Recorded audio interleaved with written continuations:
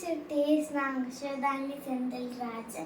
நான் இப்போ ஸ்டோரி சொல்ல போகிறேன். ஸ்டோரி நேம் அந்த பிக் கவ். ஒரு ஃபார்மில் ஒரு ஃபார்மரும் ஒரு கவ்வும் இருந்தாங்களாம். அந்த கவ் எப்போ பாரு அதை பற்றியே நினச்சிட்டு இருக்குமா. ஃபார்மர் பற்றி நினைக்காதான். ஒரு நாள் ஃபார்மில் நிறையா கிராஸ் இருக்கதை அந்த கவ் பார்த்துச்சான்.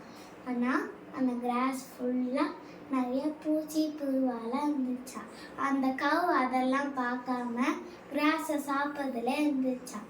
உடனே அது கிராஸ் கிட்ட போகும்போது ஃபார்மர் பார்த்துட்டு சொன்னாரா, அங்கே அதுக்கிட்ட போகாத, அதில் நிறையா இன்செக்ட்ஸ் புழுலாம் நிறையாவே இருக்குது, அதை நீ சாப்பிட்டினா உனக்கு தான் ஸ்டமக் அப்செட் ஆகிடுன்னு சொன்னாரா.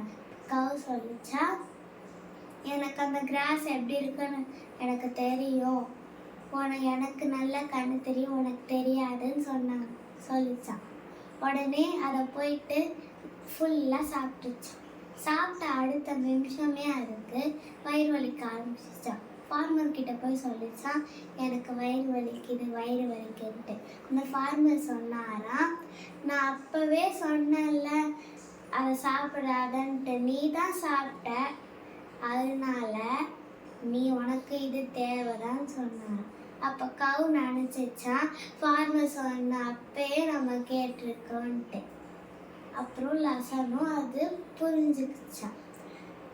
Story moral obey elders and respect elders. Thank you.